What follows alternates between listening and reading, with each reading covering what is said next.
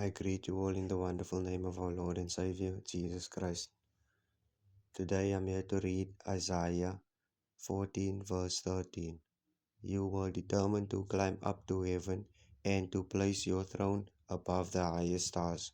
You thought you would sit like a king on that mountain in the north where the gods assemble. Thus, brothers and sisters, is a message to all those who places themselves on a pedestal and feel they can control everything, not needing God. God loves the humble and uplifts his humble people, those loving towards others and helpful when needed. The second part of the verse reads, You thought you would sit like a king on that mountain in the north where the gods assemble. Thus here also shows us that when we think ahead, turning our own thoughts into our own future, God often corrects us with a totally different way. For Proverbs 3 verse 5 states, Trust in the Lord with all your heart, never rely on what you think you know. Amen and God bless.